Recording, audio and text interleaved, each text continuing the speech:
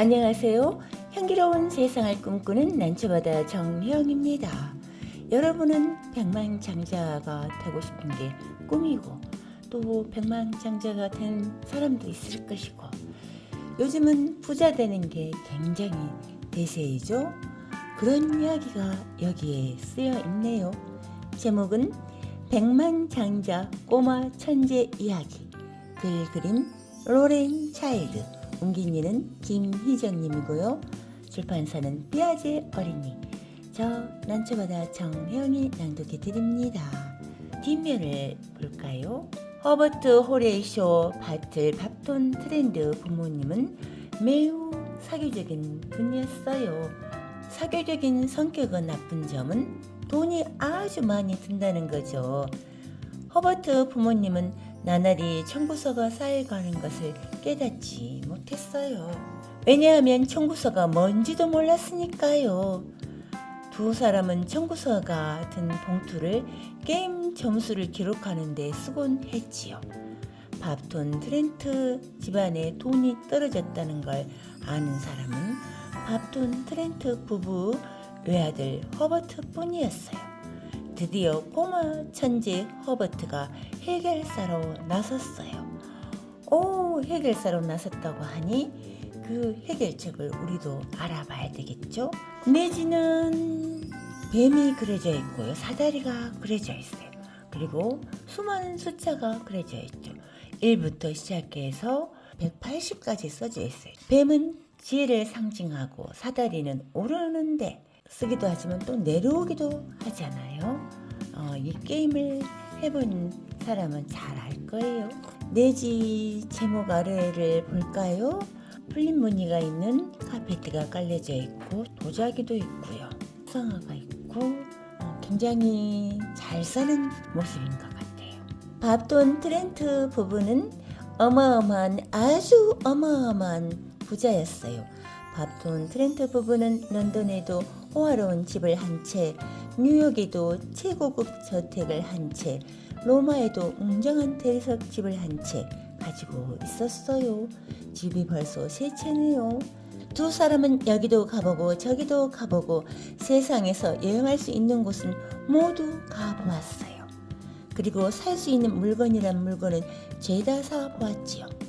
진기한 양탄자, 손바닥만한 텔레비전, 손뜨개 쿠션, 맞춤 양복, 최고급 레이스 잠옷, 미술작품, 천년된 도자기, 특이한 애완동물, 희귀한 식물, 그리고 그리스식 욕조 같은 것들 말이죠. 밥돈 트렌트 부부는 거의 매일 저녁 손님을 초대했어요. 손님은 2명일 때도 있었고 12명일 때도 있었고 때로는 200명일 때도 있었죠. 대통령과 장관 그리고 여왕까지 밥돈 트렌트 부부 손님이었어요. 밥돈 트렌트 부부는 텔레비전에 나오는 사람들 대부분을 알았어요. 그런데 언제부터인가 매일 가는 장소와 매일 보는 얼굴에 실증이 났어요. 그래서 두 사람은 아기를 갖기로 했답니다. 아기가 태어나자 밥돈 트렌트 부부는 무척 기뻤어요. 두 사람은 아기 이름을 허버트 호레이쇼 바틀 밥돈 트렌트라고 지었어요. 사람들은 아기를 허버트 호레이쇼라고 짧게 줄여 부르기도 했어요. 그러나 밥돈 트렌트 부부는 더 짧게 허비라고 불렀어요. 두 사람은 이름 외우기에는 별로 소질이 없었거든요. 어느 날 허버트는 부모님이 자신을 허비라고 부르는 것이 우스꽝스럽다고 생각했어요. 그래서 부모님이 엘핑턴 부부와 게임을 하고 있는 응접실로 전화를 걸어 이렇게 말했지요. 더 이상 저를 허비라고 부르지 말아주세요. 더 이상 저를 허비라고 부르지 말아주세요. 그 이름은 갓난 아기에게나 어울리니까요. 이렇게 해서 사람들은 1살 난 허버트가 말을 할 수 있을 뿐만 아니라 전화를 걸 수도 있다는 사실을 알게 되었어요. 허버트가 2살 때 거품 목욕을 하는 엄마 곁에서 놀다 잠이 들었어요. 밥돈 트렌트 부인은 담요 대신 입고 읽던 잡지 속닥속 속닥속닥 소식지로 잠든 허버트를 덮어 주었어요. 얼마 뒤 잠에서 깬 허버트는 잡지를 처음부터 끝까지 2번, 그리고 끝에서 처음까지 한 번 읽었답니다. 이렇게 해서 사람들은 2살배기 허버트가 글을 아주 잘 읽는다는 사실을 알게 되었죠. 어느 날 밥톤 트렌트 부부가 포터 부부와 함께 정원에서 도미노 게임을 하고 있을 때 허버트가 수영장에 풍덩 빠졌어요. 그런데 허버트는 몇 번 허우적거리더니 금세 물고기처럼 자유롭게 헤엄을 쳤어요.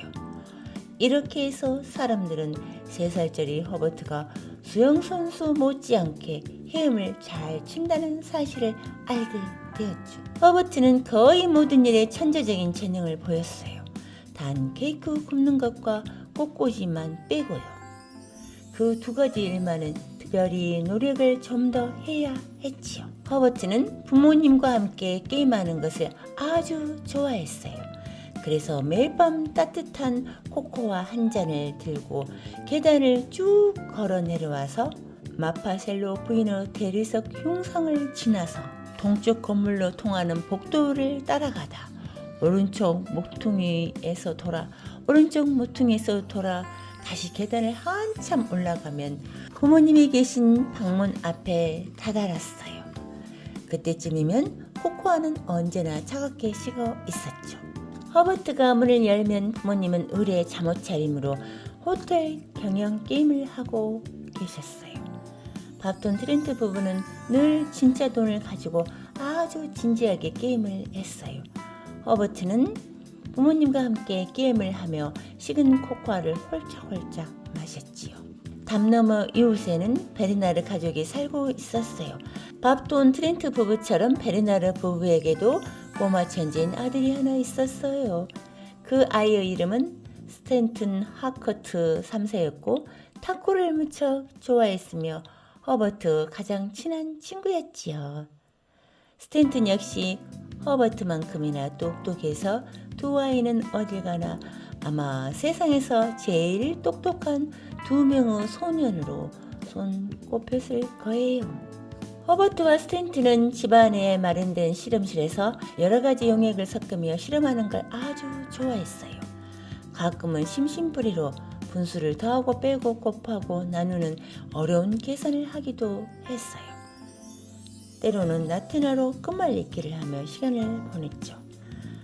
하지만 뭐니 해도 2 아이가 가장 좋아하는 놀이는 탁구였답니다. 어느 화요일 학교에서 돌아온 허버트는 부모님이 쓴 쪽지를 보았어요. 사랑하는 허버트에게 우리는 아는 사람, 모르는 사람 모두 초대해서 큰 파티를 열거란다. 너도 무도회장으로 오렴. 사랑하는 엄마와 아빠가.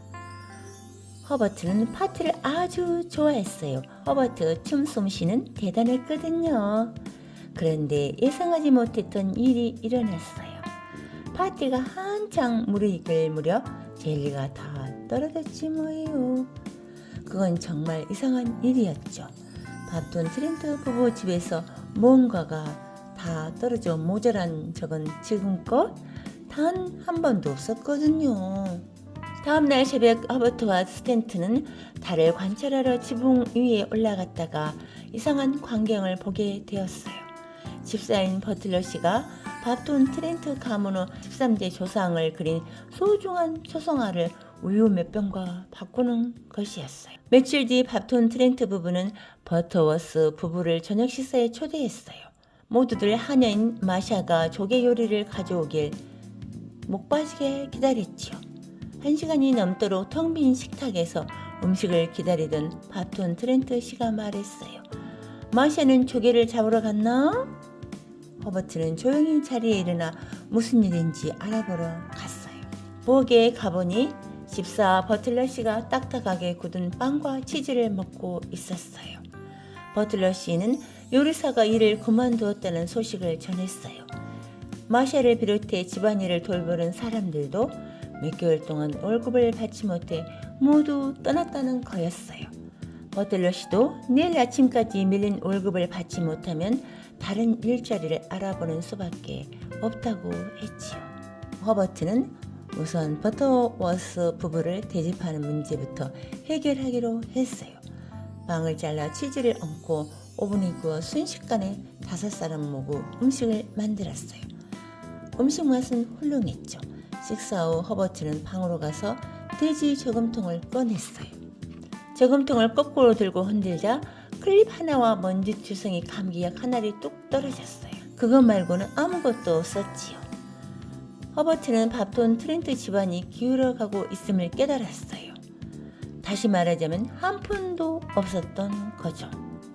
허버트는 친구인 엘리엇에게 전화를 걸어 약간 부서진 탁구채와 골동품 램프 그리고 날짜 지난 잡지 한 묶음을 팔기로 하고 집사 버틀러 씨에게 줄 돈을 마련했어요. 그날 밤 잠을 이루지 못한 허버트는 가장 친한 친구 스탠튼에게 전화를 걸어 고민을 털어놓았어요. 스탠튼은 5분 33초 동안 계산을 해보더니 이렇게 말했어요. 해결책은 단 하나뿐이야. 밥톤 트렌트 집안의 저택을 파는 수밖에. 허버트는 울고만 싶었어요. 허버트는 부모님이 얼마나 이 집을 좋아하는지 알고 있었으니까요. 밥톤 트렌트 집안이 더 이상 어마어마한 부자가 아니라는 사실을 허버트 부모님은 어떻게 받아들일까요? 집이 없어지면 허버트 탁구대는 어디에 놓지요? 다음날 허버트와 스탠드는 집을 파는 것보다 더 좋은 해결책을 찾아냈어요. 밥톤 트렌트 부부를 각종 게임대에 출전시키기로 한 거예요. 밥톤 트렌트 부부는 창기도 아주 잘 뒀고 단어 찾기 게임에서도 접은 적이 없었으며 무엇보다도 호텔 경영 게임에서는 누구도 따라올 사람이 없었으니까요. 밥톤 트렌트 부부는 모든 대회를 휩쓸었죠. 그런데 문제는 상금이 금세 없어진다는 거였어요. 밥톤 트렌트 부부는 대회에 우승할 때마다 대회 참가자를 모두 초대해서 저녁 식사를 대접하기에 바빴거든요. 허버트와 스탠드는 번뜩이는 재치로 두 번째 방법을 생각해냈어요. 두 소녀는 밥톤 트렌트 집안의 저택을 관광객들에게 공개했답니다. 버틀러 씨는 표를 팔았고 두 소녀는 안내를 맡았지요. 조지 왕조의 기똥한 장식용 탁자, 매우 조심스럽게 다루어야 함. 정오 무렵 관광객 한 무리가 들이닥치자 게임에 열중하고 있던 밥톤 트렌트 부부는 무척 놀랐어요. 못 말리는 밥톤 트렌트 부부는 뜻밖의 손님들을 무척 반가워했어요. 그래서 손님들을 다음 주에 또 초대했고 그렇게 해서 수백 명의 손님들이 드나들게 되었지요. 친절한 밥톤 트렌트 부부는 손님들에게 차를 대접하는 것도 잊지 않았어요. 허버트와 스탠튼이 표를 팔아 모은 돈은 이내에 바닥나고 말았답니다. 이제 해결책은 단 하나뿐이었어요. 허버트는 무거운 마음으로 부동산 중개소를 찾아갔어요. 곰곰이 생각하던 부동산 중개에는 밥톤 트렌트 가족에게 알맞는 집을 하나 찾아냈어요.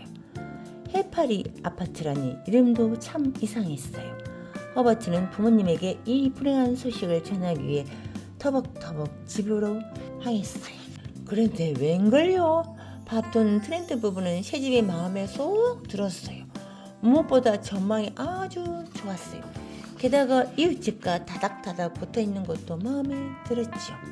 정말 딱 좋은 집이었어요. 밥톤 트렌트 부부는 게임을 같이 할 사람을 아파트 안에서 쉽게 찾을 수 있어서 기뻤어요. 밥톤 트렌트 씨는 아파트 안내인으로 일하기 시작했는데 사람을 좋아하는 성격에 딱 맞는 자리였어요. 버틀러 씨도 집사 일을 계속했는데 달라진 점은 아파트에 사는 모든 사람들을 돌본다는 것이었죠. 그리고 허버트와 스탠드는 탁구대를 놓을 좋은 자리를 찾아냈어요. 허버트 부모님은 말했어요. 우리 귀여운 허비 이런 집으로 이사할 생각을 하다니 넌 정말 천재야. 우린 더 이상 바랄 게 없단다. 허버트는 어마어마한 부대로 사는 것이 부모님에게 그다지 어마어마하게 중요한 일이 아니라는 것을 깨달았어요. 그리고 태어나서 처음 허버트는 부모님 방으로 단 몇 걸음 걸어와서 안녕히 주무세요 라고 인사했어요. 손에 든 코코아는 아직 따뜻했답니다. 이야기 끝. 네, 저 난초바다 정혜영은 이렇게 생각이 드네요.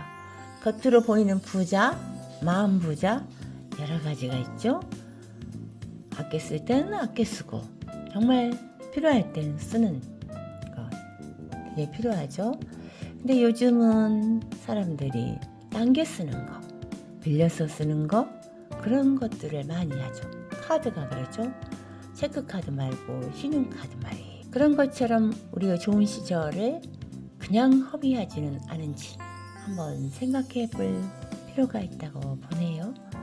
이런 허버트 같은 좋은 자녀가 있다면 더 바랄 것이 없겠지만 그렇지 않을 때도 있으니까 우리 스스로 우리를 잘 추슬러 보고 내 인생을 잘 걸어가보는 나날이었으면 좋겠습니다. 감사합니다. 난초바다 정혜영이었습니다.